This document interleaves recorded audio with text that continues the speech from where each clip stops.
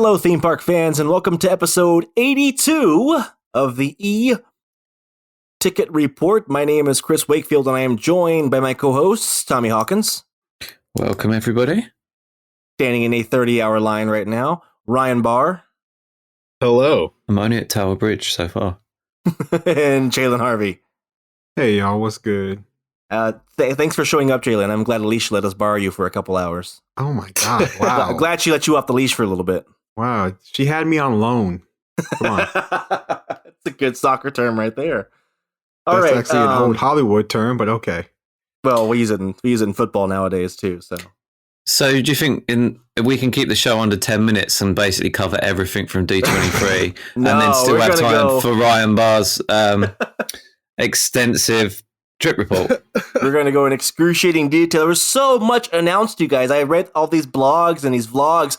So much happened at D23 in the Parks panel, and we're going to talk about it all. And after that, we'll get to Ryan's trip report, which I'm really excited to hear about, because if you weren't following him on Twitter, oh boy, did you miss some stuff. So let's start with D23. We'll go down the line. Let's start positive, because we're always negative. Talk about some of the positives that came out of the D23 for us. Shit. Portos? I guess. I don't even know what Portos is, but I guess that's just the gay bar over in Tampa, isn't it? Portholes? No, that's Bradley's and Southern Nights. Come on. If you're speaking talk about the restaurant that's coming to Disneyland Resort. Yes, very much. So your highlight is a quick service restaurant coming to Disneyland Resort. That you have to. How long does it take to fly to Disneyland to experience it? 4 hours. About 3-4 hours. So you're excited about somewhere where you get to spend money and have to fly 3 or 4 hours to get to? Shit, I go to Epcot all the time. I'm used to spending money at this standpoint, especially if I'm on vacation. What about the Hulk walk around? This Hulk monstrosity. That awkward ass character. Oh, that was so awkward, wasn't it? Like, don't get me wrong. It looks impressive. It looks to scale, but it was also so awkward. Look, some actors are really good actors and some actors are really good voice actors.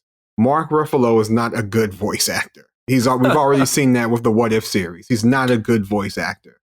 What I didn't understand is why they prefaced the whole little bit by having him on, like, live on Zoom. So it's like, oh, he's live on Zoom. Oh, now he's on stage. It's like I just didn't get it. Yeah. It sounded like he was on Zoom. Part of my job is producing and stage managing events for my clients. Things just like this, banquets and dinners and things. And I would have never recommended they have I don't know if Tomorrow recommended this or insisted on having this back and forth conversation with the character. Like, don't do that. You're just going to expose yourself by doing that. Have them come out there, have them wave to the crowd as little as possible, and walk them off.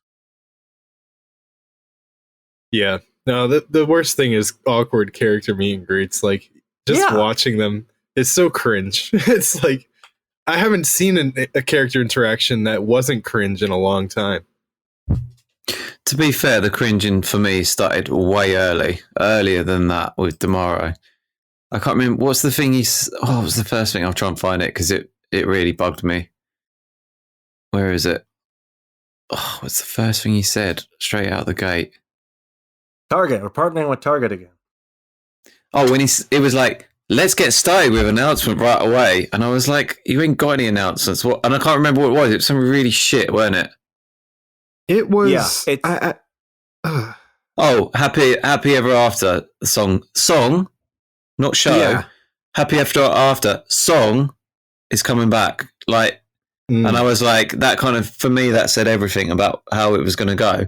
Because, okay, I'm not unhappy about that song coming back. It's a good, catchy little song. But if that's what you've got, if that's what you're out the gate with, like, for me, if I had the stuff, I'd start big and then I'd drop all these little, really cool, neat little things, and then I'd finish big. And it didn't, did it? Let's face it. It started like pathetic and went downhill from there. Really. Right. Yeah. It's again, I want to try keep it positive. We're going to do some pixie dust snorting here. They talked about Chris. they talked about Tron, right? We got an opening, not date or month.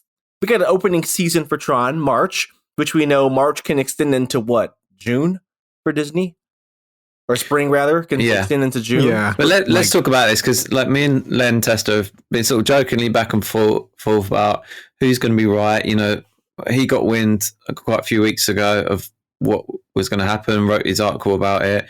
He took info from me, and I have been saying for pretty much the whole time. Look, this is how long it takes this is how long it took with the other one as a comparison to physically finish the ride. And this is, you know, like literal apple to apple comparison. Okay, this is how long between this point and this point happened.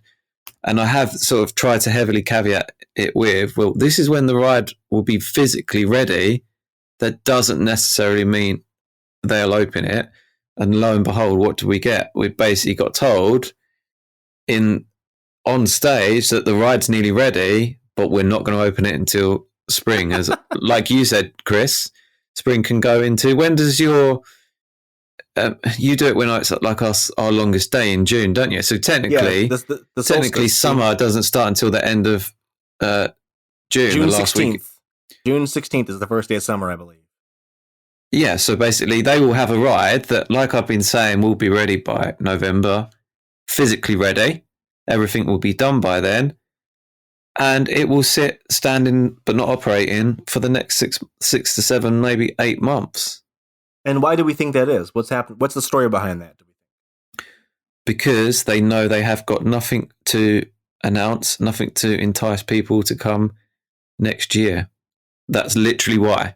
Because they know Moana's not going to be ready till way at the end. They needed something for summer. They needed a big tentpole thing to draw people in.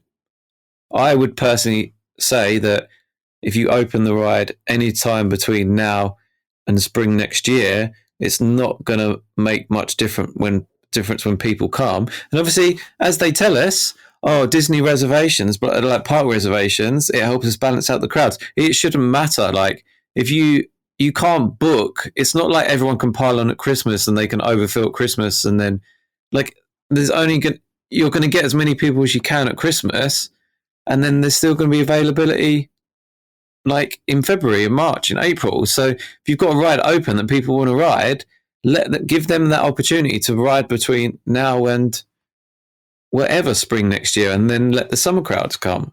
To me, and I jokingly say this, as a Disney investor, as a shareholder, I don't understand why people would be happy that they've spent money on a ride and then they're not going to see any return on investment because they're not going to open the ride for another 6 to 8 months. Like, why? How does that make sense? All right, we'll move on from the Tron date. Ryan, as an OG Epcot fan, you were there on opening day of Epcot in '82, I believe. At least it would seem that way from the way you talk. So I was in the car. I was watching football at a bar, at a sports bar, and driving home after in the middle of this presentation.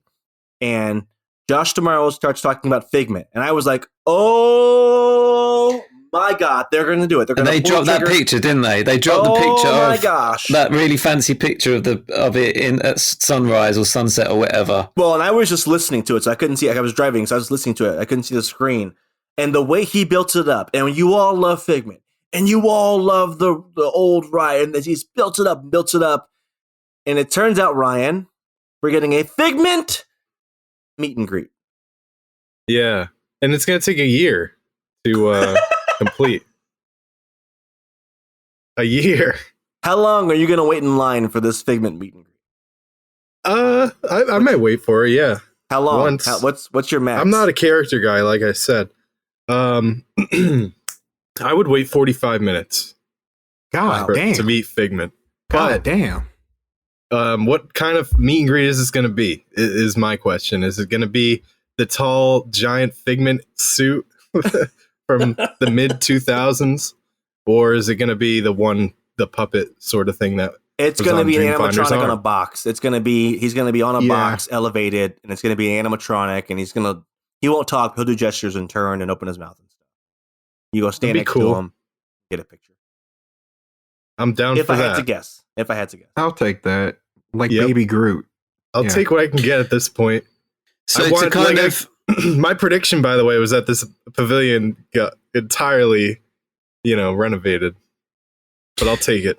So me and Chris are kind of tag teamed on this point before about sort of dunking on you about the whole pavilion, etc. But essentially, they've been pretty clever because we've said, like, Chris has said, "Oh, we're selling merch and stuff like that." This kind of thing still does that whole sell the merch thing, but they don't have to spend a penny on actually doing anything on the ride, and they could potentially get rid of the whole ride, and be like, "Well, you still got Figment meet and greet. Like, don't worry about it." This notion that everything has to be big, massive e-ticket kind of it doesn't really. It'll be a very elaborate meet and greet. If it's one thing they've done well since like 2015, it's meet and greets. Yeah. That's the only entertainment they can accomplish nowadays. Now that they're pulling back on their 2 brand new shows already. We'll get to that. Can I ask a quick question? Maybe I'm misremembering, but isn't that pavilion? Don't you go on the boring ride? I mean, your precious ride, and then get off, and then basically come out into the meet and greet area? Yes. Yeah. That's so are they kind of using the meet and greet as a way of getting people to ride the ride that no one wants to ride ever?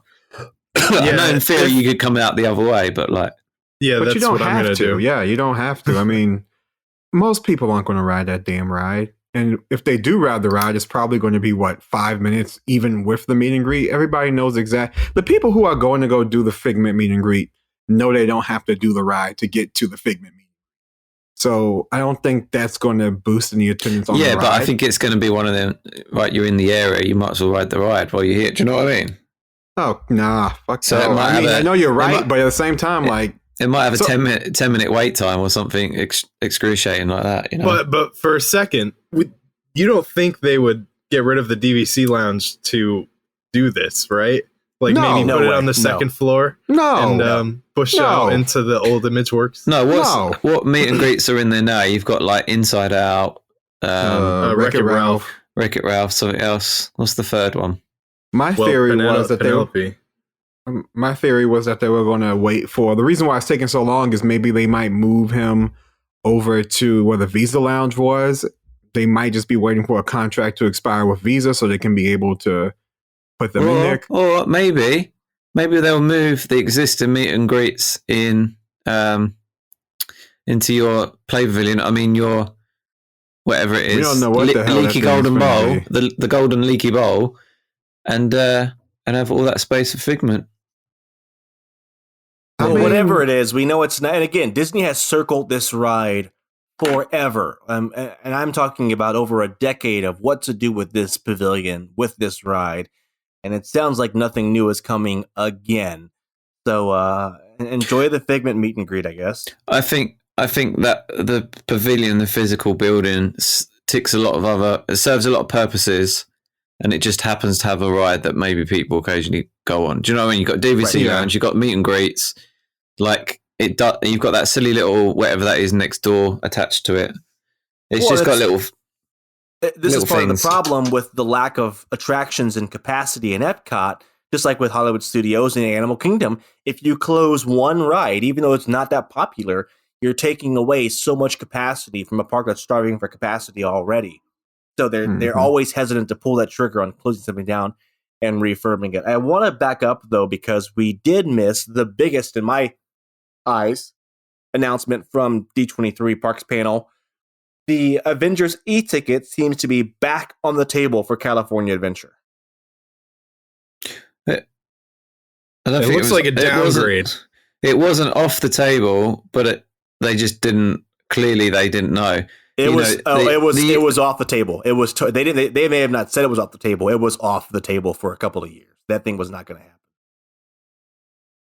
But they were working on it. I didn't. My information that I put out there, it wasn't me just plucked. I didn't just pluck it out of the air.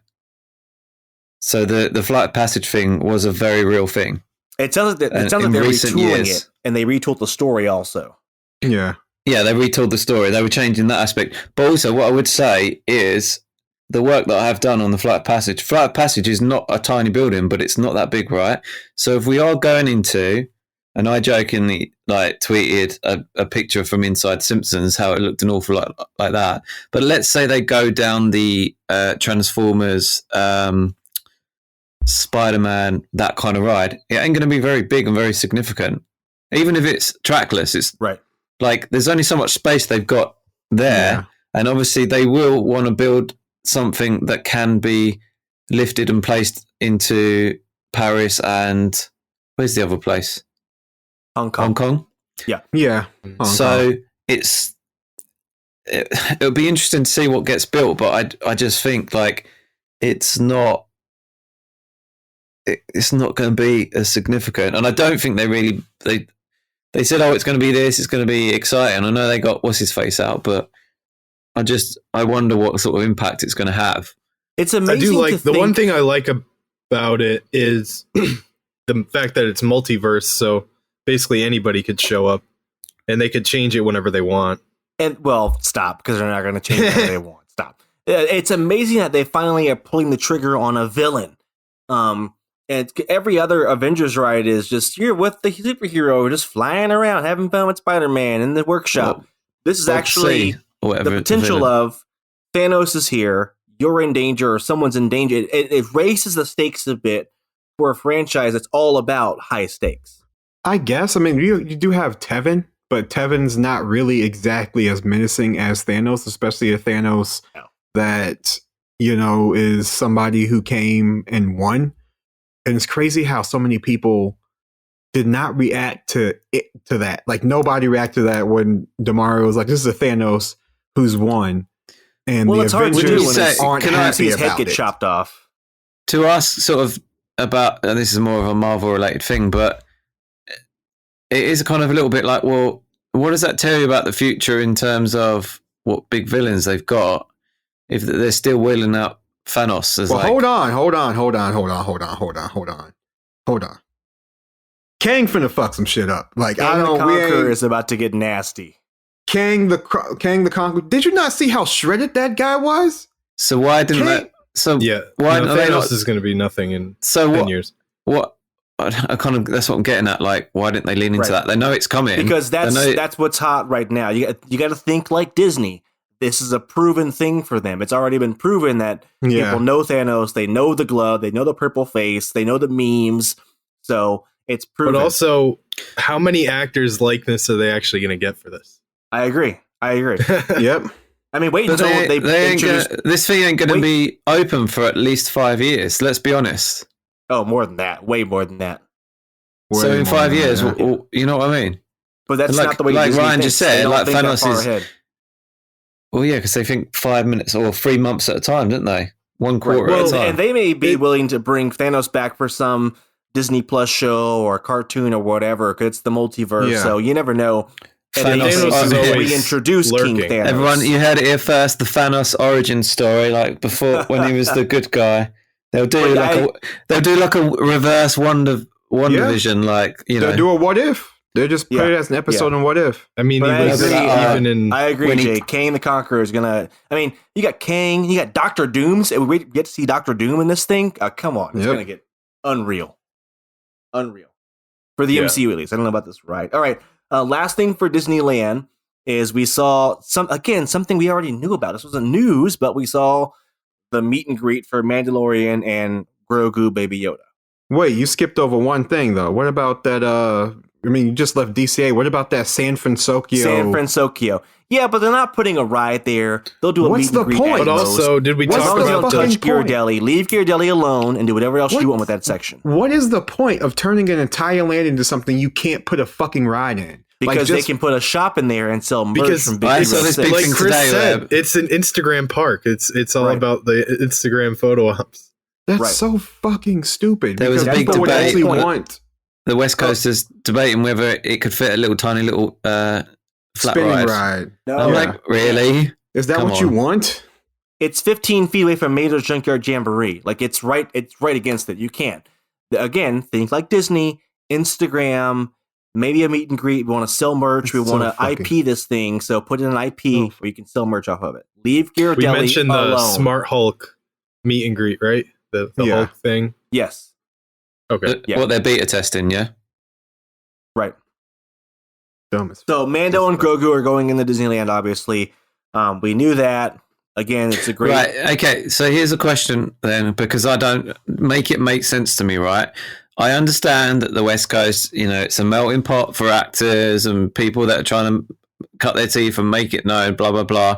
So that's why, Galaxy's Edge got the best array, blah, blah, blah, because there's more people, more casting pool of actors. Mando can literally be anybody. He's in a fucking mask. The little Grogu animatronic doesn't talk, so it could be anyone.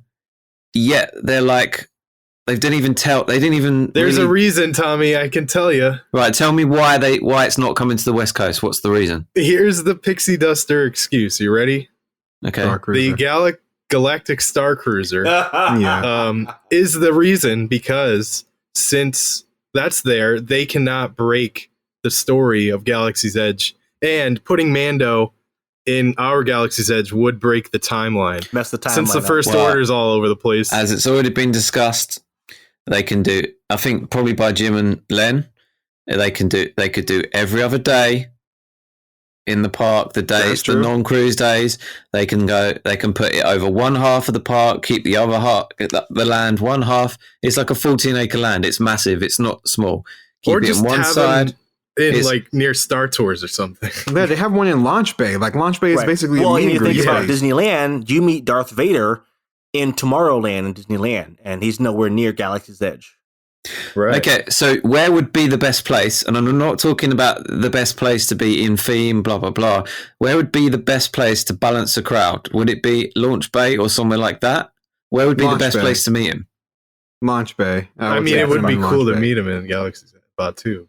Because it would make sense to not have him over by If Star he was just Tours. wandering around, to be fair, for me, if I wanted to, I've only ever met one. I think I met Curious George the first time I came. That's it. And I'm like, yeah, I've done this now. I don't care about the meet and greets, right?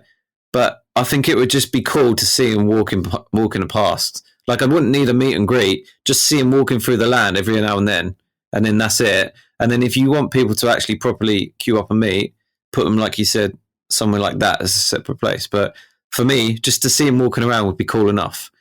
Anything other than another stormtrooper. Here we go, another stormtrooper. Here's another one. Yeah. If the land was as designed, we wouldn't be craving this. Yeah. There would be enough characters and random stuff happening. 5-6 years later are still dead, stale, lifeless, static, gray lands. I am just astonished at how bad and how underbuilt these lands are for Galaxy's Edge. The we'll get into more later, but the new game, the Batu Bounty Hunters, is like one of the cheapest implementations they could have done. Yeah. All right, let's keep working through some of these D23 mega announcements. The Hatbox Ghost is coming to Walt Disney World. I've been seeing a lot of West Coasters and a couple of mansion purists. Yeah, this is weird. Disney people are weird about this, but they're weird in general. But this is weird, right? Because they're more like, oh, well, this was only something that was supposed to be in the West Coast version. But if Hatbox Ghost was like successful in the West Coast, they would have put him in the East Coast version and probably Tokyo's version. So either way, you're kind of just, you're kind of splitting hairs here. If it was successful the first go around, it would have ended up anyway. It would have been just replicated. salty. And I get one to have your own exclusive character, but you're kind of just delaying the inevitable. This shit was going to happen from the jump if it but was. I think they get so much shit, right? And I mean, I'm not massively knowledgeable about West Coast stuff, but don't they get like a Christmas overlay and stuff like that? Don't they get like way more stuff? But they hate that. They start complaining about fucking holiday while we're over here starving for any type of fucking holiday overlay. They're really salty because we're getting a new Hatbox Ghost animatronic while theirs is like 6 years old or so, right? So there's a show in their age, like the projections aren't ours will look better. I'm saying if this thing comes out though, and looks better. And if this thing comes out and it's the Johnny Depp Hatbox Ghost, they'll be like, okay, you can keep that. You're good. No, we don't want that. And that's another reason they're putting it in there, because you already have Jared Leto playing the Haunted Mansion. Jared Leto. They already have him in like as a hot box ghost in Haunted Mansion, and if that movie takes off, where are they going to go see this thing at? Which is the most visited part? Right. Magic They're Kingdom. gonna be So, able yeah, to it see makes Jared Leto in the ride. Hopefully, All right. they Moving don't change on, that. we're gonna go back to Epcot. And we have. Do we have? Could you call it an update about the Journey of Water featuring Moana? So It's a time frame. I tweeted last month, so August. Late 2023. Yeah, so I said, what's the bet? And I knew because I don't think people saw this little bits of rock work and thinking, oh, it's nearly ready. And I was like, no, you need to see an aerial, like a wide shot. It's nowhere near ready, right? And I tweeted something like, what's the probability of, in a year's time, Bio still posting update photos? And lo and behold, people were like, oh, no, that's almost impossible. It's definitely going to be open by spring. But I'm like, no, it's not. It's really not. They will drag it out because we know, as I said, they've got nothing. So if they've got nothing, why would they open both of their things that they do have in spring next year instead of delaying it and dragging it out as long as possible? Also, honestly, I was surprised that they said end of 2023 because I thought they would be like 2024, to be fair. They probably want to open it up with, because it could probably be done in time for summer, but they probably want to open it up with the rest of the park. You think the other side of the Communicore Hall will be finished first? Who fucking knows at this goddamn point? They build the so stage. Slow. It's who fucking knows. And it's probably worth saying to people that generally, and I know there's been issues, shall we say, with Tron, which don't need to be spoken about, but generally Disney build the ride at the speed based on when they want to open, as opposed to like having a throttle that they can speed up and slow down. So generally, I think this was probably decided quite a while ago that they're going to just build it as slow as possible and drag it out because they're just plodding away on that thing, aren't they? It's not like, so in Easter this year, we saw like a noticeable upturn in like work being done on Tron. That's not what's happened with Moana. They've just plodded along. Epic's like 30% built in the time that they've barely done any rock work on it. Yeah, it's true. And that's not a flex. That's just an objective fact. That's exactly what's happened. So, yeah, it's astonishing. Again, these timelines for these things, and Journey of Water with Moana is not like a big attraction. It's like a walkthrough thing, so it's not this elaborate, So I just don't. And I understand what they're doing, but I absolutely hate it, and it stinks. Yeah. It's the same with Tron. It's like, I get it. You've got nothing to open, and you know that if you were to open the ride now when it's ready, you are pretty much going to have like 9 to 10 months of your year with nothing at all to announce. And then you might have Moana open by the end of next year. So I get it, because they know that 2024, they've got nothing. They know 2025, they've got nothing. So I get it, but I still hate it. Let's talk about Splash Mountain, Tiana's Bayou Adventure. Hang on, wait, before, what's the other thing? The Epcot one before we leave Epcot? What's the big one? The statue. The be careful statue. What you wish for, folks. The show is gone. The show is gone, and guess what you're getting back? Epcot forever. Yeah. Forever. Yeah, that's what we wanted. Who said that? Who said No one that? Wanted the music no one except back. the original, the OG Epcot designer here, Mr. Ryan Barr. I wanted the music back. See, here's the fucked up thing, Ryan. Here's the thing, Ryan. The Epcot old heads would kill you, and the Gen Z guys would kill you. Like nobody, like it was. Yeah, it was to me, it was subset. like Disney's answer to not pleasing some people was to not please anyone. Just Then again, you're losing kite tail, so they can have the tail. The kite's back. The most interesting part of Epcot forever. They can jet skis. They spent like 18 months and probably millions, hundreds of millions, probably on Harmonious, right? So, not now that the much. real question, though, are if they're going to get rid of the barges, which I don't think they are. I would say if Epcot Forever is going, there's a chance that they will at least reconfigure the barges Because one of the issues, let's talk about what the real issue is. Not that, oh my God, I can't see the beautiful lagoon. That's actually pretty boring and bland to look at. But the real issues are sight lines, people not being able to see. There's dead spots, right? Yeah. So even if they're not physically getting rid of the barges, they've probably got to make some sort of adjustments to them.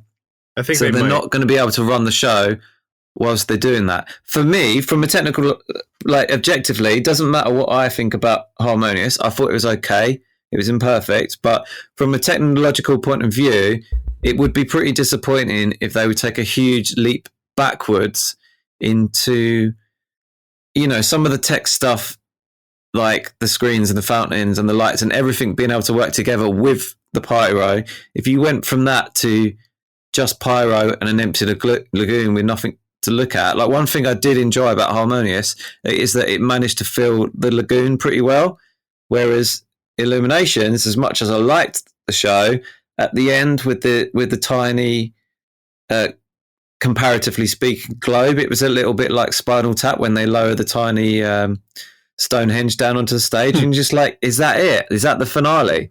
So I'd be disappointed if they didn't make use of that space and didn't use new tech. And to be honest, Epic Universe, the hotel, is going to open with completely programmable lights. It's going to have special lights built in that are meant to interact with the show. It could well have a drone show. It's going to have a fountain show. It's all going to be pretty much all singing, all dancing. And it would be pretty sorry state of affairs if Epcot went back a step and didn't have any kind of, from a technology point of view, what kind of show you write and what kind of story you tell. I'll leave you to fight over that. But for me, from a technology point of view, it's kind of disappointing if they do get rid of them barges. But that's my 10 cents worth.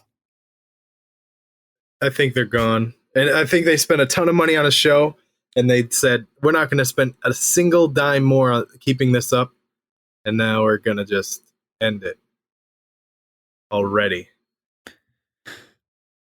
Would you not? There is new tech coming on the way. Chapek just said an hour ago at this Goldman Sachs conference that the Disney Plus is going to be conscious of what you do in the parks, and what you watch on Disney Plus will impact your guest experience at the parks.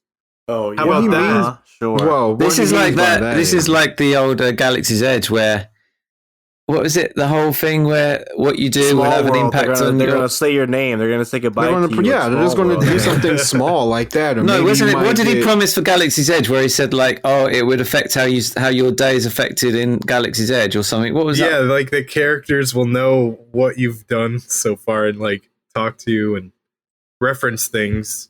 And like even the workers, which they do have the status bars there. Like if you go to Galaxy's Edge and you look at the register behind it, you'll see like this tiny little bar that has like an LED screen on it, and it picks up on if you play like the data pad game or from your Magic Band to show you what you did for the day, and like put little symbols of how good you did and how they should address you.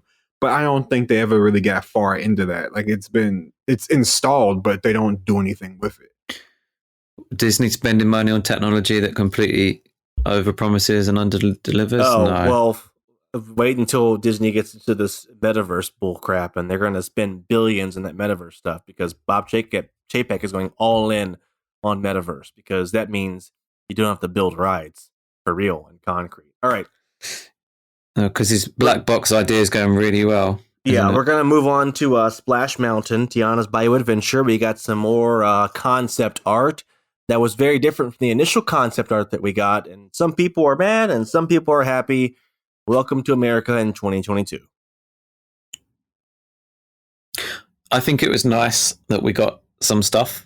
I really liked that we got a little bit. And to be honest, the one thing that saved the parks panel, like the thing, was the Tiana performance. That was outstanding. But I shouldn't like the performance more than I like the information or the lack of information about the ride, right?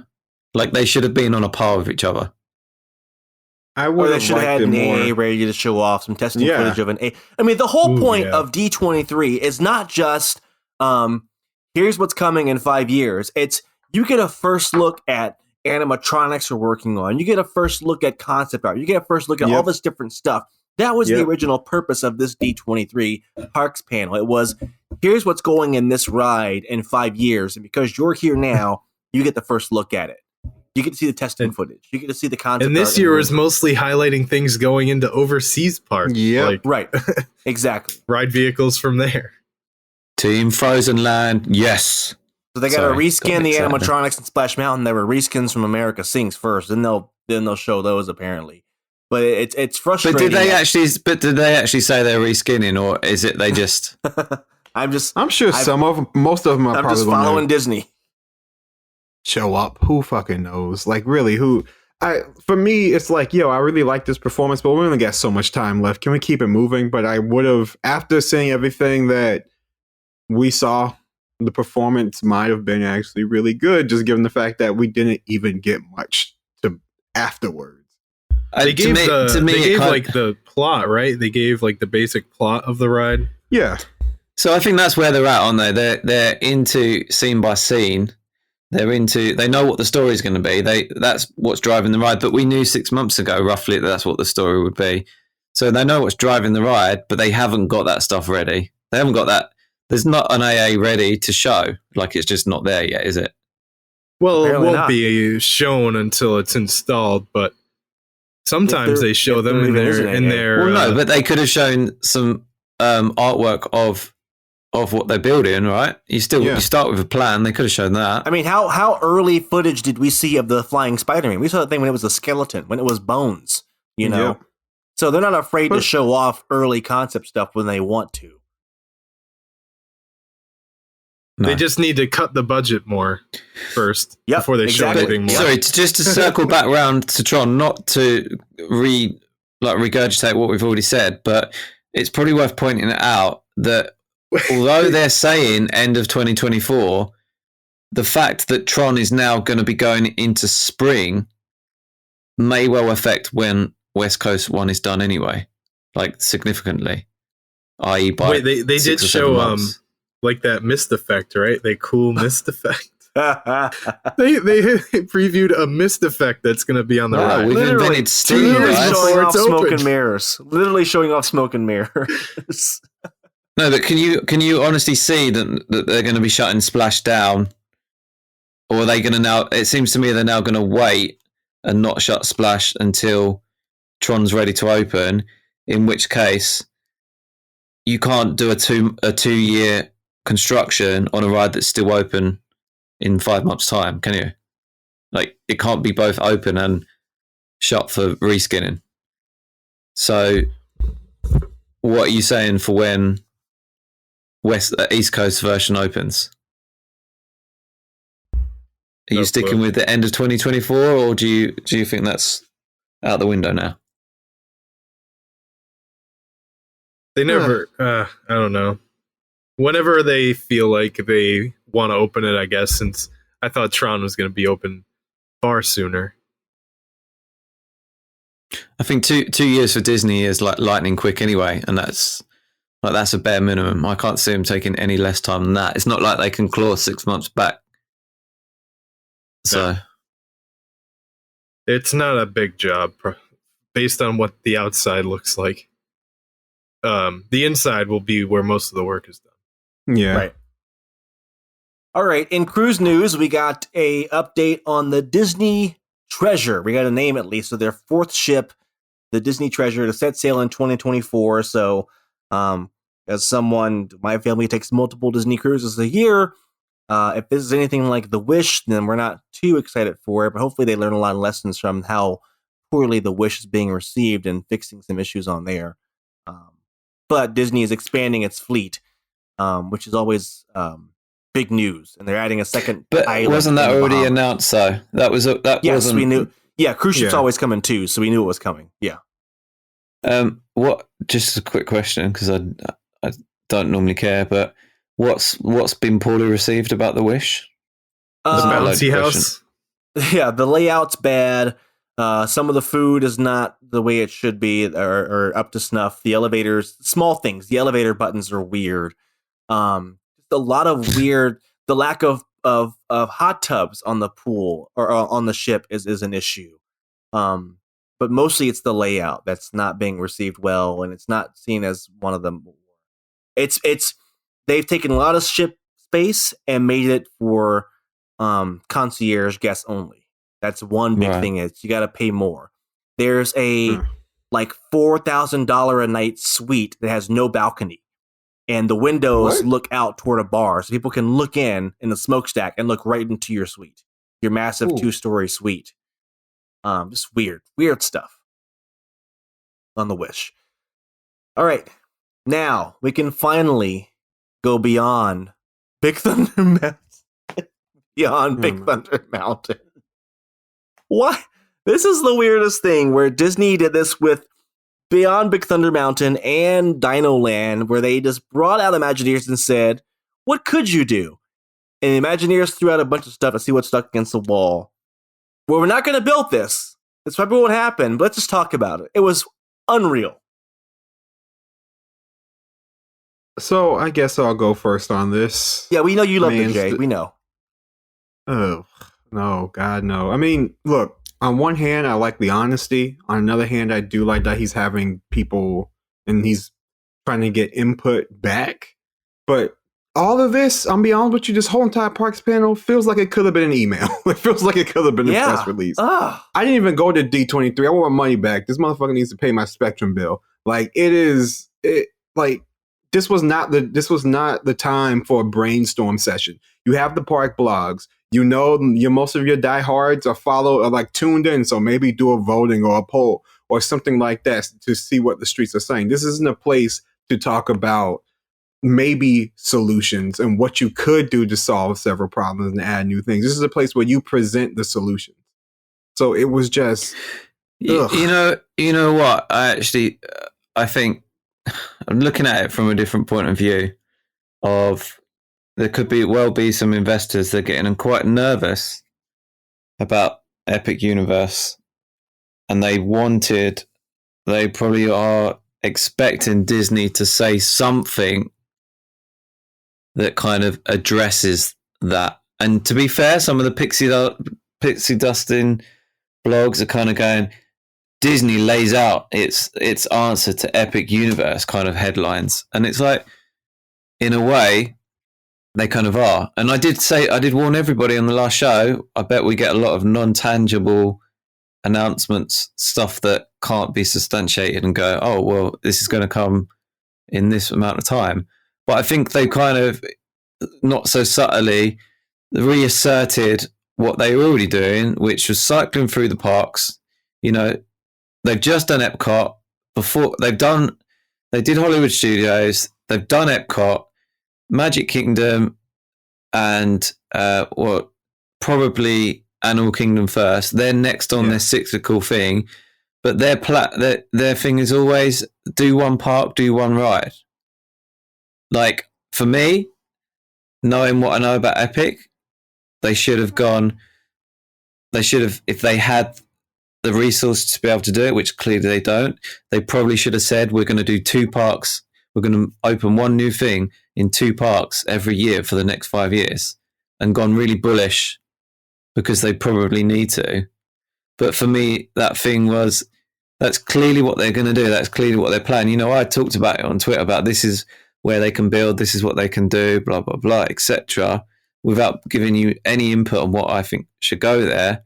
And then essentially they announced, certainly for the Magic Kingdom announcement, they announced marginally something more than what I'd put on Twitter 2 hours before. Well, I think one of the issues is that, and yes, this is potentially their quote unquote, they would never call it this, their response to Epic Universe.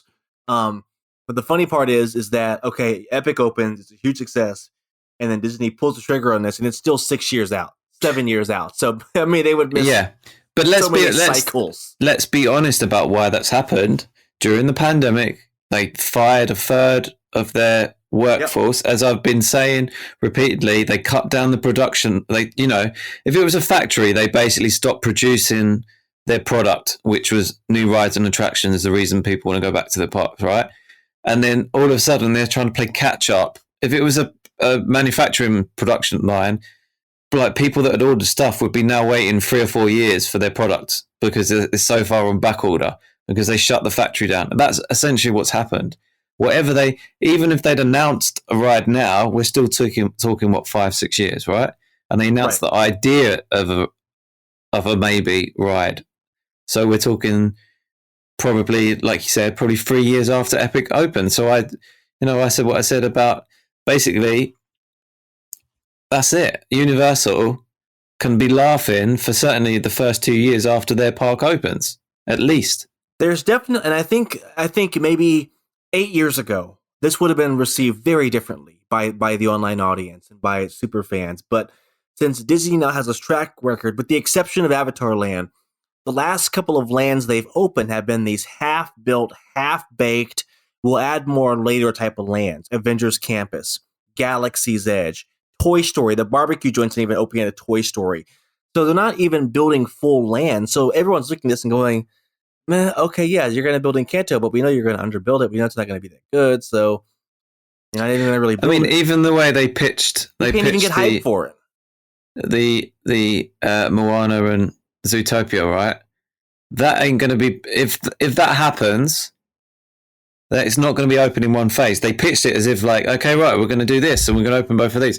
They can't do that. They've got to build the half that's on the Primeval Well site first. So they've got a new ride to open. So then they can take down Dinosaur because the park doesn't have enough rides. Like, it's not like they can just like magically, like, they're not even returning. There's not a net gain of rides to the park. It's not enough. That's what I was also thinking. I don't think it makes sense to shut down at least or reskin Dino Land. You should just add more rides to Animal Kingdom regardless and worry about Dino Land. I think they could do it slowly. They could just do like the Moana thing over Dino-Rama and save maybe the Boneyard and Dino Institute for later and do Zootopia later. But that's what I'm saying. It's not are we gaining any more rides for Animal Kingdom out of this? Because it looks like all we're doing is maybe. No. But I do wonder. If we gain a Moana attraction where Primeval World used to be, is that gaining an attraction since Primeval World is now closed? That is true. Here's a question for you, and me and Carl. But we're back to where we started in 2017. Me and Corvin were talking about it, and they were saying like, they're probably waiting to see how Avatar 2 goes before it was a joke, but they were basically saying, they're waiting to see how Avatar 2 goes so they can announce the expansion plot. But jokes aside, I honestly believe that they could do that because that's a ready-made area for expansion that doesn't take a lot of thing and that would actually add a net gain to the park. There's a 5-acre spot next to Flight of Passage. I would greenlight an Avatar project in a second, but I just wanted to mention the 2 years time in between when they announced Avatar and when Camp Mini Mickey closed. In those 2 years, they had to come up with the whole thing, basically. And James Cameron probably changed his mind like a million times before they came up with a solid plan and closed Camp Mini Mickey. So at least we have some idea. We're closer than you think. Yeah, I mean, they've committed to, is it, 3 films? Have they filmed 3 films? Or they've certainly filmed 2 films, haven't they? Oh, they filmed 2. Yep, 2, there's yeah. a 5th one. No, I think he's working on the 4th one. There's a 4th and a 5th one. He just started. Fourth one is being filmed right now. Yeah, because they did 2 and 3. They filmed them simultaneously or back to back, didn't they? Yeah, 2 and 3 were filmed back to back, at least from what I remember. So what 3 comes out later. What I'm getting at is forget what Jim Cameron does, but there's a commitment from Disney to release these sequels, and they've spent the money on it. So you wouldn't discount Jim Cameron, do you? The man prints money. He prints money. So all the detractors for Avatar sequel, I think it's going to do well. And I just think maybe they probably are waiting to push the button on that. But that would be another one for Animal Kingdom that would be easy to do. So, as I've talked about before, there's a 30-acre plot of land above or next to a conservation station that they could build anything off the bat, and they could get it done and open, and they wouldn't have to shut any rides to add more rides to the park. Yeah. but they've got to have the will to do it. They've got the money, they've got the deep pockets, they've got to have the will to want to do that. And it clearly doesn't seem like they do. I don't think they have any interest in doing anything in Animal Kingdom. Going on Dinosaur kind of tells you that. But the park, like, in my eyes, how could that park make any money? Nobody wants to eat there. Nobody wants to shop there. No wonder it doesn't stay open late, because they probably weren't bringing in any revenue during those later hours at all. I just think they don't want to waste money, so they'll just keep replacing attractions and keep the same crowds coming in. They don't need to elevate the attendance there. It's a matter of two things, and Tommy hinted at one of them earlier. The fact that there has been this dearth of talent at Imagineering. Not saying the people there now are not talented or not good enough, but you need more of them. This is a big corporation. There's not that many people there. So I feel like they've lost their confidence. Disney has lost their confidence in Imagineering because they've cut their budget so much, and then something fails. I bring up this story. I was producing a television segment for a client years ago, and they said, we like it, but the lighting is bad. I said, you're right. Give me money for lights. Well, no, we can't do that. Well, the lighting's going to be bad, and you're not going to like it. That's exact thing happening with Imagineering. This stuff isn't working. Give me a bigger budget. No, we can't do that. Well, this is what you get. But if you talk to other people... They've lost their confidence. Yeah. But if you talk to other people that are very good at their jobs in other areas of the industry, they will tell you that Disney Imagineering like to spend a lot of money and often inefficiently build stuff. Yep. We wouldn't have done it like that. We wouldn't have spent that.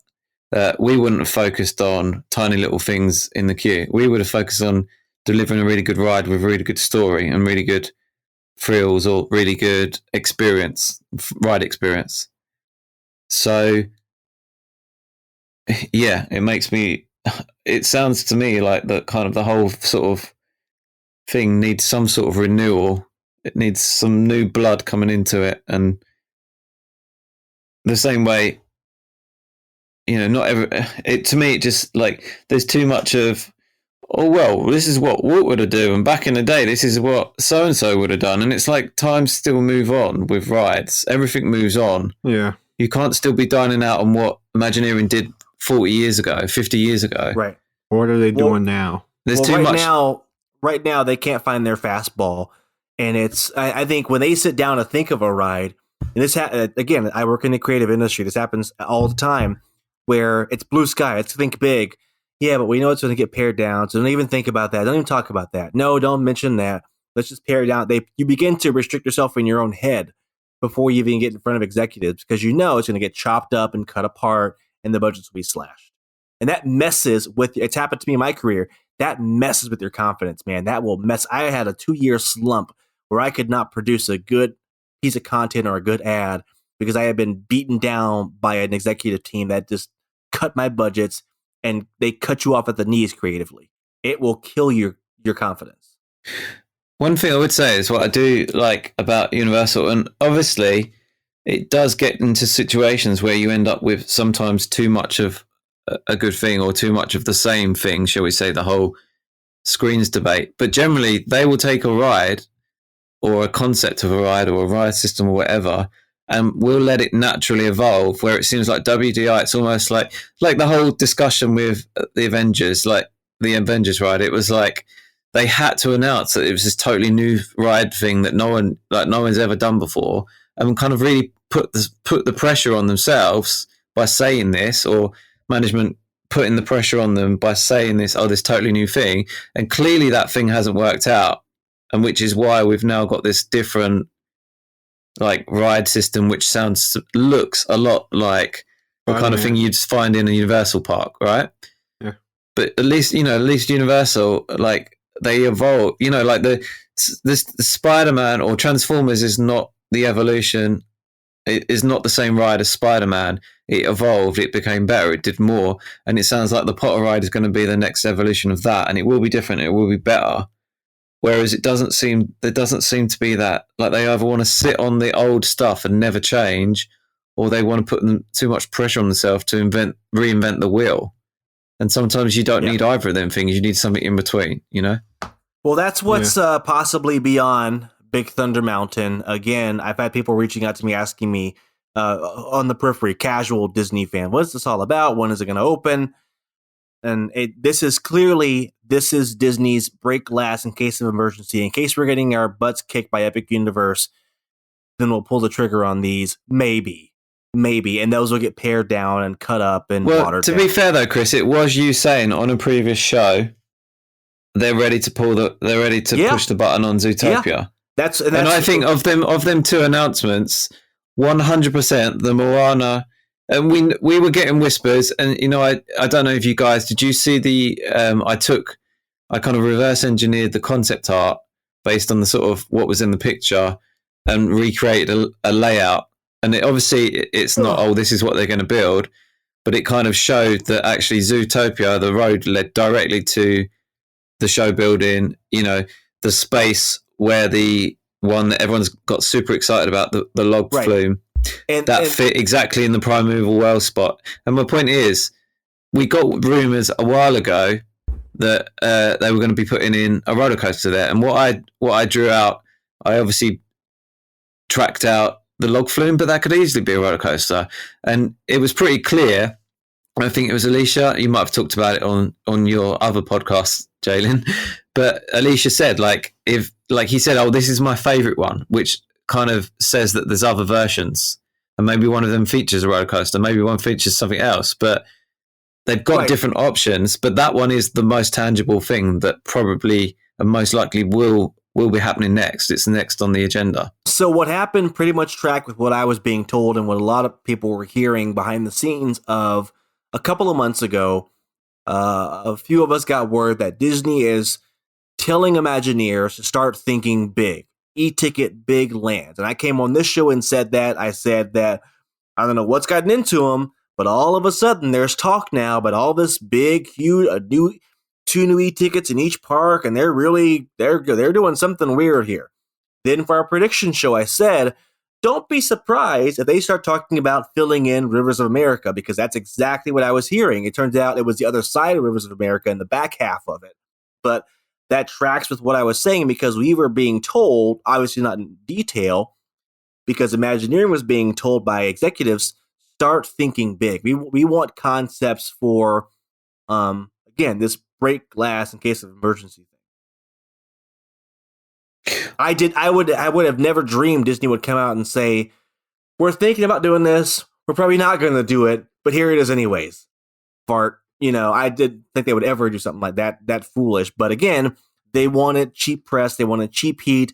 They wanted headlines on MSN.com and your local news saying, Encanto coming to Disney World, or Moana coming to... They wanted those cheap headlines that they can flash up real quick, because they know people on the periphery who aren't super fans who read WWNT and don't know any better will just read the headline and go, oh my gosh, honey, things are changing at Disney World. We have to go. This is going to be amazing. You just got to hook them. I think there is the actual sort of possibilities, but because Epic is so different in the fact of, yes, okay, they've built Harry Potter and they've built Diagon Alley, that's his own self-contained, but they really are kind of pushing the boat out in terms of themed design and stuff like that by having these very separate mega e-ticket lands, which is what you basically just described, Chris, as, you know, start thinking big, blah, blah, blah. That's essentially what Epic have done. You know, they're building a 15-acre self-contained How to Train Your Dragon land, etc. They're building a massive Super Nintendo, one thing that's going to open all at the same time. They're building a Monsters land, which is kind of a flimsy IP in terms of the way Disney operates. Like, that would be, I can't even think of an example. But they probably want to actually see how this shit lands. Like, right. It sounds exciting. Yeah. Everyone's super buzzed for it. You know, everyone in our community is really excited for it. Even if certain lands are not to their taste, they're still they can appreciate this kind of the scope of how far they're shooting with these projects. I can tell you this now, that Orlando management, Walt Disney World Orlando management, is freaking out about Epic Universe. They are trying to throw up the red flag. They're trying to say, hey guys, fire over here in this room, get over here now. And that message is not being heard or received very well with executives in Anaheim. But I can tell you in Orlando, the people who run Walt Disney World, again, they're seeing their numbers go down. We've been told attendance is lower than what it was in 2019. Hey, but Chris, I thought Josh Murray really cares about the fans and the community and really cares about the cast members and everyone. He's really like a man of the people, right? Universal's opening 3 hotels. 3 hotels. They know they're losing market share. On day one. They know they're losing market share when it comes to hotels now to Universal. Disney's charging $900 a night. Oh my God. They're opening 3 hotels down the road. So the people who run Walt Disney World, the executives there, are trying to raise the red flag and go, guys, this isn't good. This is going to hurt us. But Chapek and executives are going, no, per capita spending is up. It's fine. Don't worry about it. When that bridge comes, we'll cross it. That's 2 years down the road. And in terms of a corporation, 2 years is like tomorrow. But for whatever reason, they're still playing this because they still operate 5 minutes at a time, don't they? And it's astonishing for a multi-billion-dollar corporation to be this short-sighted. I have clients who make less than $1 million a year. I don't allow them to think this small as Disney is thinking. It's astonishing to me. I'm blown away how short-sighted the strategy is. And I think now the focus has shifted to Disney Plus and the metaverse and other stuff. They have moved on. Upper management has moved on from the parks. They are done with the parks. They've quote unquote fixed Epcot. They opened Tron. They are done with domestic parks and focusing on that. The board and Chapek and whoever else up there in Burbank are trying to get Disney Plus numbers up. They're trying to get metaverse, sports gambling. They are done with parks, you guys. They don't care. They're done with it. Just per capita spending is up. We're making a profit. Leave it alone. Set it and forget it. I'm telling you now. I'm warning you now. I'm telling you. But what point? So we're 3 years out, right? So less than 3 years now, because we believe June 2025. So we're less than 3 years out, right? So let's set a calendar now. 3 years time today. 3 months after the park is open. What conversation are we going to be having? At what point? Bro, I'm about to turn 28. Damn. Oh my God. Damn, we'll be talking. Do you know what I mean? Because what I'm getting at is, the Pixie Dusters will deny it, but it was widely reported that Disney lost a 5% market share after Wizarding World opened. One single land, one single property.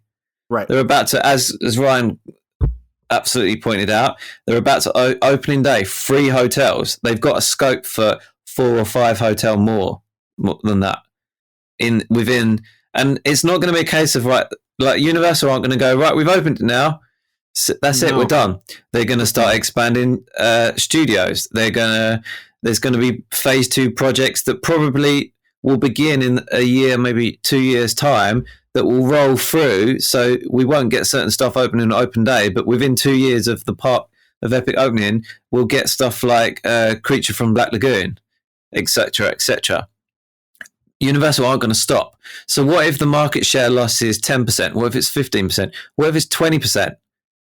The Pixie Dusters they kind of flex and go, Universal will never beat Disney. They don't need to beat them. They just need to take a sizable chunk out of their market before heads will roll. Tomorrow will be out the door. If they lost 20%, where's he going?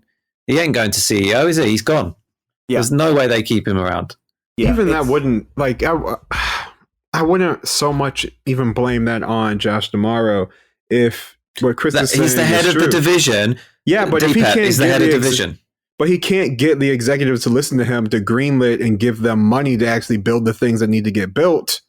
What the hell can he do? Right. Because he can only do as much as his leash allows him to go. And think about what this. What if him that's calling that shot? You say the board, what if it is stopping at him? Do you think it's him? Does he not set a budget? Does he not go, look, we're generating this? His whole entire thing is he's supposed to make money and keep them in his good graces. He needs new attractions to make sure that they keep making money. Well, and here's the crazy part about their laurels saying that you don't need new attractions to bring in people. I'm sorry, if you were the new guy that had been in position 2 years and you'd raised per cap spending and you'd gone, look, sorry guys, I've set the budget. We're spending X% on CapEx. I personally believe we need to raise it by 3% or 4% because we're going to have a major threat at our biggest, our biggest cash cow, for want of a better term. We're going to have a major problem with market share if we don't proactively do something about it now. Like, surely he's the guy that's raised per cap spending. Yeah, let's he'd be the one that has that argument. Let's not get caught up in that. That's losing the forest of the trees. The crazy part is that this division this year is spending or has spent $6.6 billion. Disney thinks they're spending now. They're saying, "Oh, we have turned on the fire hose. We're spending $6.6 billion." Do you see that reflected in the product today in the parks? No. It's only about 4% of their total revenue, though, isn't it? Not very much. Yeah, but you can't tell. But they talk about $6.6 billion. This is big. We really turned the fire hose on for parks and consumer products. You can't tell. It doesn't show, does it? Where has all that gone? You're right. It's like when I was a teenager and I got paid. Like, oh my gosh, $500 paycheck. And by Monday I was broke. And I go, where did it all go? I don't have anything new. I had a couple of good meals. That's it. What happened to all that money? And that's what's happening with Disney parks. But if you ask them and the executives go, we are spending now. This is happening now. You want more money? You got more money. Here it is. This is a problem for Disney. I'm telling you, this is a problem. And it's going to be very interesting when Epic Universe opens up because, like Tommy said, you don't have to beat them in numbers like, oh, you got 1,000, we got 1,001. It is about market share. We took 20% of your market share in the last 5 years, and now tourists are coming to us first. They're staying in our hotels for a week, and they're spending all their merchandising dollars at our new theme park first. So by the time they get to your 2 days at Disney World, they're not buying the same old Figment plushes you've been selling for the last 15 years. They're not spending that much money. It's gonna. Oof. And I tweeted the other day, and I said, look. These kind of bad, worst case scenarios for Disney are good things for the consumer. And I always cite it as a main thing. But if you remember, I've probably talked about it before, but Eisner came in 84 or whatever, they then spent the next 10 years raising the ticket prices, scalping people for ticket prices, kind of what's happening now, a repeat of what's happening now. And in Florida, they lost 5 million visitors per year, which at the time that was a massive, like, it's not like 5 million in 60 million that go there now. It's like a big deal. It was like 15-20% of their total thing. So what was his answer to that? Well, he obviously shit himself, didn't he? But he greenlit Animal Kingdom. So that was by 94 he'd lost 5 million people, 5 million visitors. He freaked out and went build another park. So like, this is although people like kind of treat it like it's a personal affront, like, when you say, look, Disney are fucked here, like they're really like all these all these warnings that we were all putting out and saying, look, this is really bad. Disney are going to really they're going to have their ass handed to them. The pixie dusters get all defensive and go, like, you take Disney out your mouth. Don't talk about them like that. And it's like, this is a good thing. Like, this will actually. The net result of this has historically been more stuff for you as a consumer of everything Disney and going to their parks. Yeah. This is a good thing. And like I said, so they need to be humbled. This is just, we're going to talk about the effect Epic Universe can have in a vacuum. Like I said on Twitter, this is combined with, though, all of the terrible policies Disney has, all the terrible procedures they make you go through. Now, people are coming home from vacations tired and broke and spent. So when you combine that with Super Mario World or classic Monsters Unleashed, whatever, people are going to be primed in 2.5 years, Tommy, to go to Epic Universe because they're tired. My family, we are very fortunate. We travel quite a bit. We've had 5 Caribbean vacations in the last year. And we have 2 more cruises left this year. We travel. We spend money. We spend a lot of money. You got 2 more cruises left? And you still ain't paid what you owe. We have a Disney cruise next month and then another cruise in December. So, but we haven't been to Florida because, again, we're not going to Disney World. There's no reason to go to Orlando, Jay, because I'm not drawn to Disney. Let me find out you come down here. Let me find out. I am Let me in find Miami in But October. I'll drive you over. what's the Kevin Costner film? If you build it, they will come, right? Like the theme park 101, the basic job is, and it's always been the case since, Walt was around, since Walt started it, he knew, and people knew, that if you build new stuff, you're going to get more people coming, you're going to get people coming back. And their one job, their basic job that they've got to keep that kind of momentum going is to just keep building stuff. Now, I think people might forgive some of the things, not all of the things that Disney are doing to people to raise their per cap right now. You might forgive some. If you knew that, like, the next time you went to Disney, there would be 2 new things, you might be all right. Okay, it's got a bit more pricey, but each park has got one extra new thing for me to do, or a new ride or something. You would forgive that. And that's pretty clear. Like Universal they're not reinventing the wheel. They're just going, we're going to build new stuff. We're going to build more hotels. You're going to have more options, nice places to stay. Value. We're not going to rate. We're going to give you an option. Like, our value hotel will be a value price. Our moderate hotel will be a moderate price. Our luxury premium hotel will be expensive, but these are the perks that you'll get, and there'll be tangible perks like express people pass. You know what you're getting for their money. It's when we plan our vacations, we sit down. I make 2 columns. Here's option A for vacation. Here's option B, and option B is almost always Disney World, Disneyland. And when I price everything out, even though I'm spending $5,000 on a vacation, I look what that $5,000 can get me at Disney World, and I look at what it can get me in Europe, or on a cruise, or at a private resort in Costa Rica. And I go, this is a no-brainer. This is a no-brainer for this vacation. Value. I know a lot of people go to Disney, and they love going to Disney and staying at the Polynesian and Contemporary, and they max out their credit cards, and they feel rich. They feel wealthy. And this is a big thing you see on Disney Twitter. Well, then just don't go. More room for me at the parks, then. I'll go by myself because I can afford it. Your credit card can afford it for now. I know going there, a lot of people love going there, millennials especially, because it makes them feel like they're wealthy. They feel luxurious.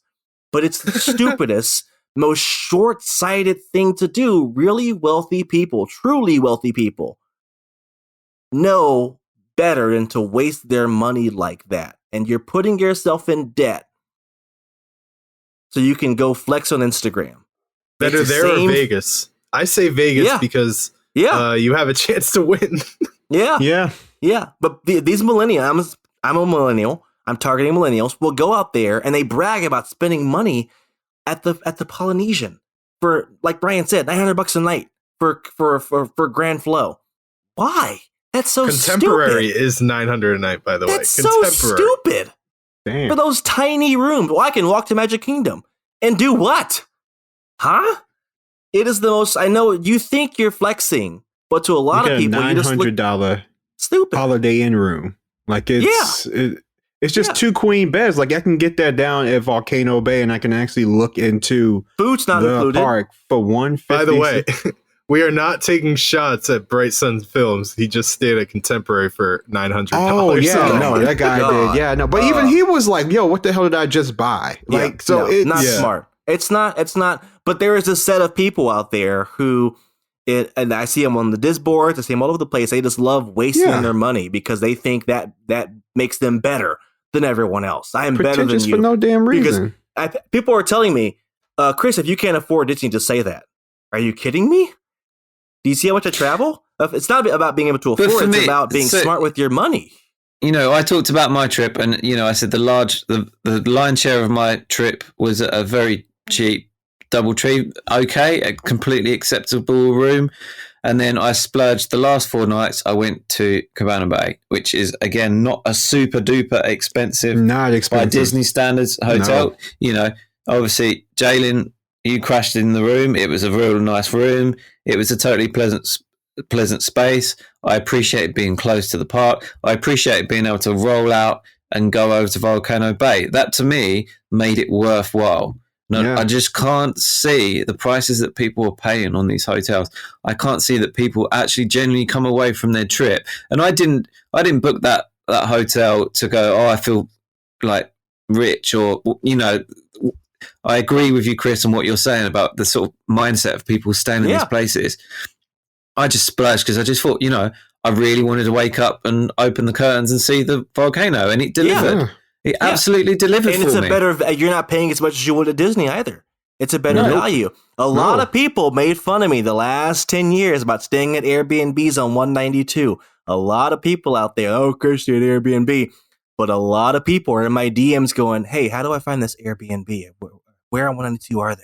Because it actually looks good, and there's a lot of... Hell, one of the times I went for my birthday weekend, I got an Airbnb for $200, and it had 4 or 5 different rooms. It had a pool with it. I wasn't even going to use that damn pool. Hell, when I went to Volcano Bay, I paid for the same price with a much better view than Grand Flow for like, what, 150? And even though it's been up and like, it's up, what, 250? I would still splurge and pay that. That's a good deal. Like, it, especially for a theme park that can look into a Volcano Bay. I don't even fuck with Volcano Bay like that. I don't even like water parks like that. But it is majestic. It's cool. It's fun. And I would rather have that value than being able to see, I don't know, the spires of the castle maybe like miles away from me. You got to pay extra for that view. That the views facing the park are a lot. Those rooms are a big upcharge. It's like, funny because we were at Universal one of our trips last year before or after a cruise, and we stayed at, I forget where we were. Maybe it was Cabana Bay or something like that. And I asked the front desk if they had any upgrades that night. Oh yeah, we got you one. Boom, theme park view.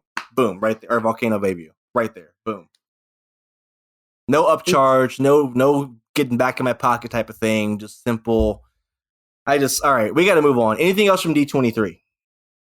Oh, I guess we got some new nighttime shows for Disneyland's one for the Disney 100th thing, a new World of Color. And Toontown. Toontown looks pretty good. Well, the thing they already announced that they were going to do. Well, now hold on. I'm a little bit of a fan of Toontown. I got to shout out my tunes. I'm part. They have not messed that up. They have not. Yeah, but you knew that was coming, and there's only so much. Yeah, there's only so much they can do, right? Come on, I'm trying to keep. We had an internal picture of a ride that's already opened elsewhere. And no extra scenes as many people would hope. That's okay. So, can we talk about other D23 outside the parks for a minute? Yeah, go for it. Yeah. Harrison Ford was there. Yeah. Was he there or on a video? I don't know. I don't remember. No, he was there in person because there's a photo of him with the guy who plays Short Round, and also the dad in Everything Everywhere at Once. Yeah. So did they see anything from the new movie, or they did? Okay, they did. They saw that in the room there. That's cool. But I wish we great Star Wars saw stuff something publicly. Marvel was pretty good. Marvel, I called the correct director of the Fantastic Four movie. You heard it here first on the podcast. I thought you said it was going to be Steven Spielberg. I thought you said it was going to be Steven Spielberg. What made you say Steven Spielberg? Pretty sure I said Matt Shackman. That does not sound like Spielberg. That does not sound like legendary director. It was rumored. It was definitely rumored. But who knows? It was probably a 4chan thing. But wasn't that a little bit leaving wanting as well, though? Because I mean, I didn't follow it closely because it wasn't being streamed, but it was a little bit like, here's a few things, and wasn't there more questions than answers about that whole thing? From what I saw, it was a bit like the parks panel. It was like, well, what did I really learn? Not a lot. Well, hold on. It was more about the stuff that's upcoming. Yeah. We got Werewolf by Night, which looks fucking awesome. That looks incredible. Yeah, and we didn't see anything about that. I had to turn that trailer off. I stopped that halfway through. I'm like, nope, I'm done. Secret Invasion was all right. Secret. Oh, that was a pretty cool trailer, wasn't it? Like Nick I hope Fury we get series? Super Skrull. Like that looks, honestly, that really does look good. All the stuff that they did show us, at least it was good. And like it was already rumored stuff that was supposed to be happening already now stuff, but we finally got to see it. And at least it was actually good. But there were things like Fantastic Four cast, and they didn't announce that. And no word of Nova. And that's another thing. They're not going to talk about Fantastic Four until next year. They're not going to talk about next year, and the movie comes out like next year, September D23. But the movie comes out. They probably want to actually get the cast behind the camera first. So I've got, and as kind of Chris alluded to earlier, where he said like D23 used to be, right? You guys, we value you people. You're going to hear about this stuff first, right? And I just kind of feel like the overwhelming kind of message coming across, not just from the Parks panel, but from Marvel, from Star Wars. It's like pretty much everything that we've got. We're going to give you little tidbits now, but essentially everything's locked down in a marketing cycle. And like you said, you mentioned that you're not going to find out about this until thing. Well, that to me, that's just a standard pattern. So what did they say, September, and the film was coming out November. So that's like the kind of standard 12, 14, 16 week build up to a film release, right? So it's just like everything seems to be locked down in its own marketing cycles. And really it's like, what's the point of this event if you've got no intention of dropping stuff in? They even Feige said that he had surprises saved. There wasn't many. The Thunderbolts, I guess, was something, but they didn't have anything besides the concept art.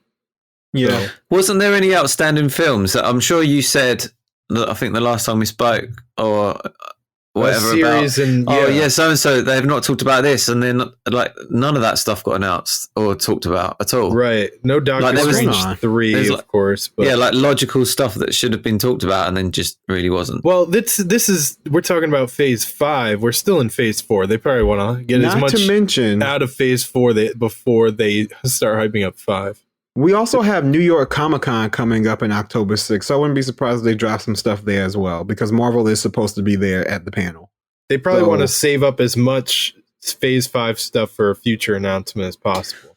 What about Star Wars? I know there was the Andor trailer or something like that, wasn't there? They showed us a new Andor trailer. They showed us something from Ahsoka. I think, what is it? Tales of the Jedi, which acts as sort of like a prequel to the Clone Wars series, which I'm all in for.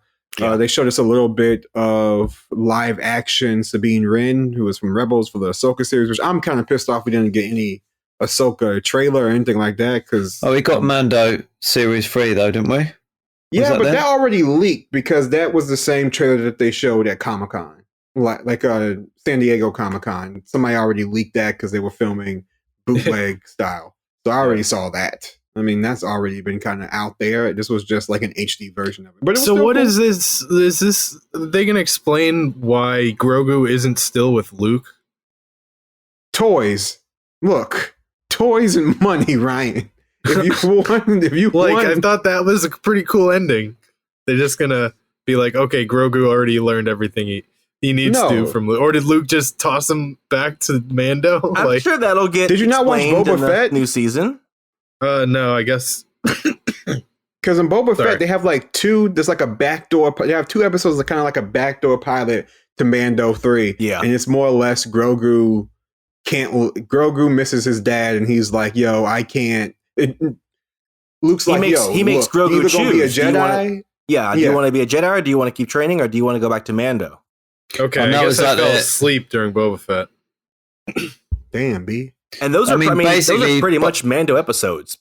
Yeah. I think basically what they kind of did is they kind of, rather than having to start Mando season 3, kind of setting it up. By setting it up in Boba Fett, they can just hit the ground running straight away with season 3 and then not have any episodes where they're explaining like, this happened and this happened and go, back and forth. Like they can just pick up at the end of Boba Fett and just run with it straight away.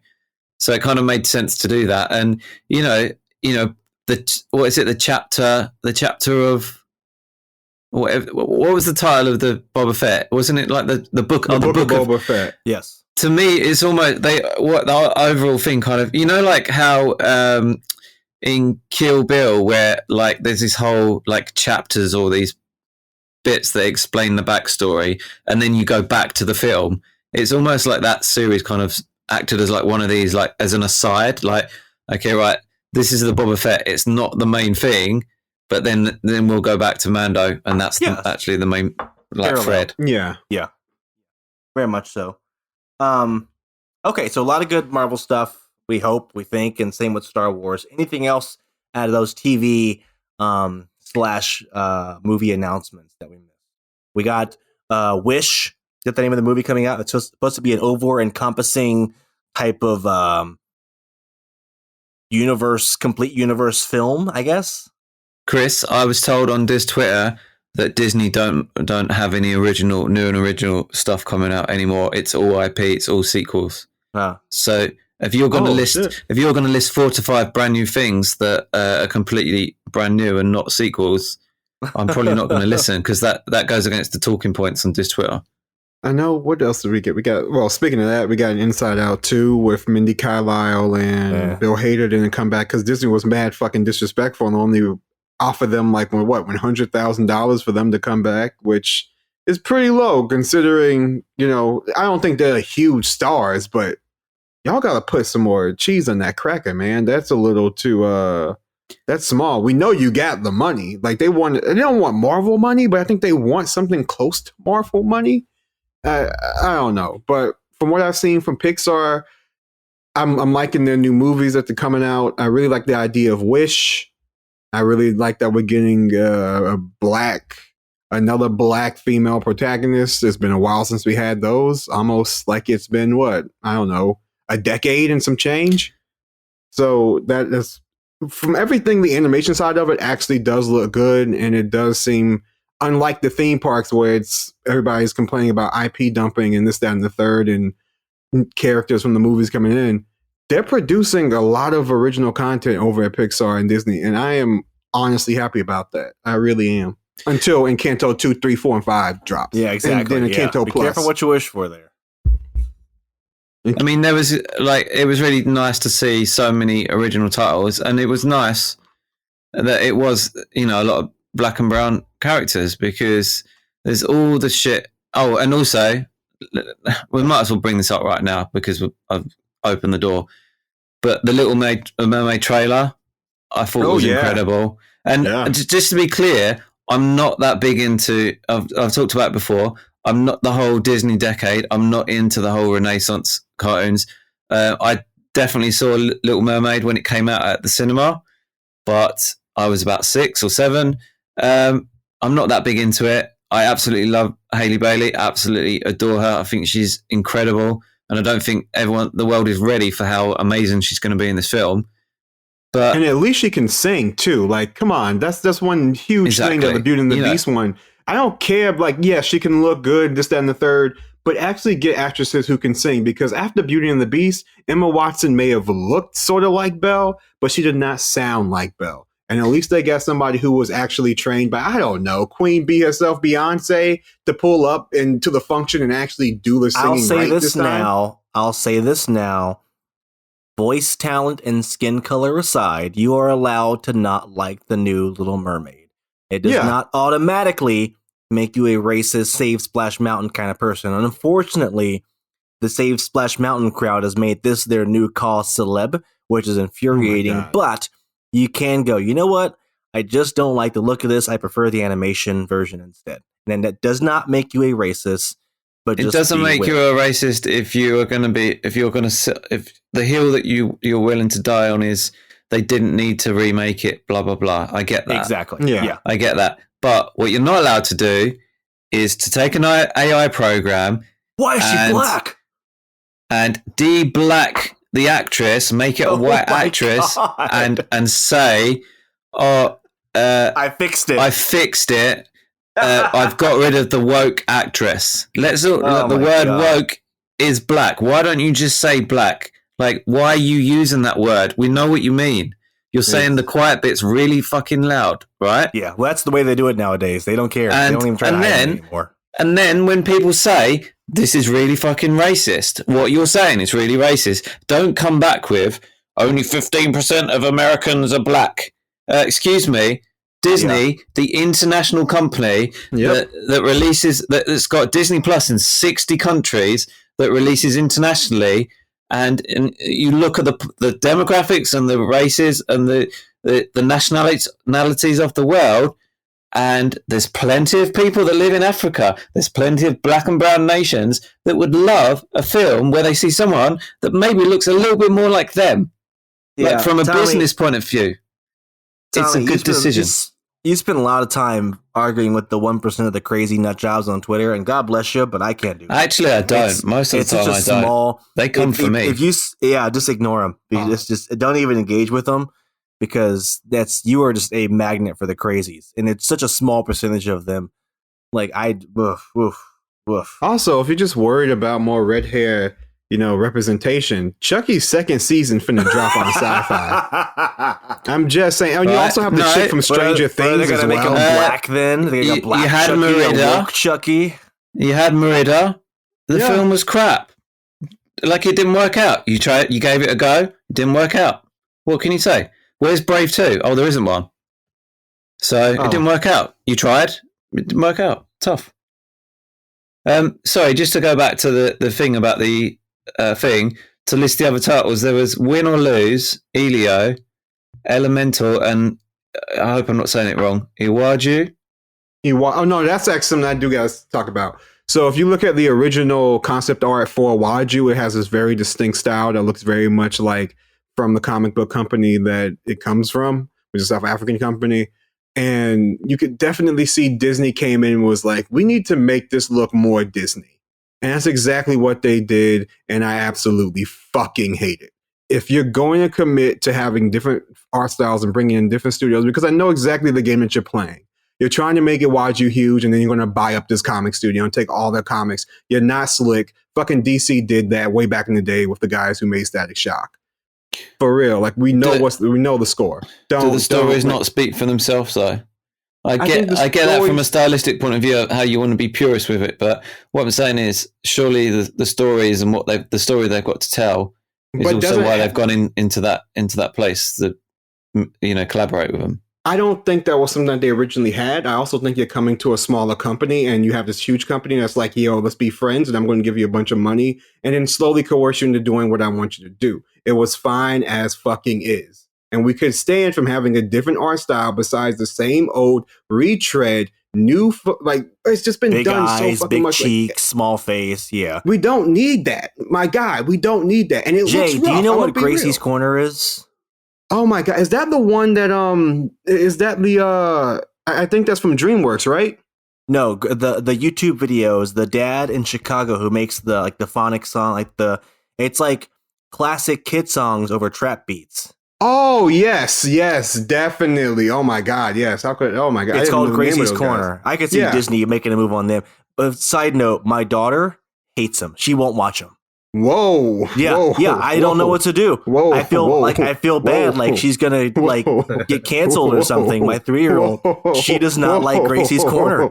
Whoa, Chris, does she like Bluey or is that not on she American loves Disney Bluey. Plus? She loves Bluey. Oh, does she like Peppa Pig? Oh no.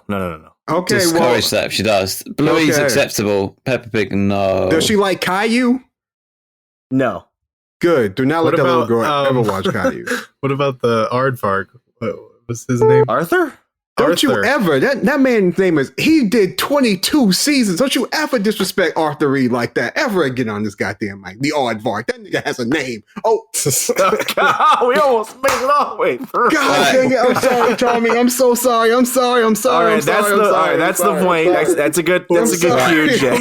I'm sorry. We've got to wrap it up. Please remember the time. Now, the highlight of the show. In less than 5 minutes, Ryan, can you give us your trip report? No. We're gonna save your trip report for a different show because I want to get a full report from you because you always do them really well, and I don't want to short shift you. So we're gonna save that for a different time actually to get the full story because you went through so much, and I have so many questions about your trip. So I hope that's enough teaser. I'm hoping to go back soon. Hello? After what you went through, you want to go back? Oh, you can afford to go back, can you? No, Chris? That's the problem. No.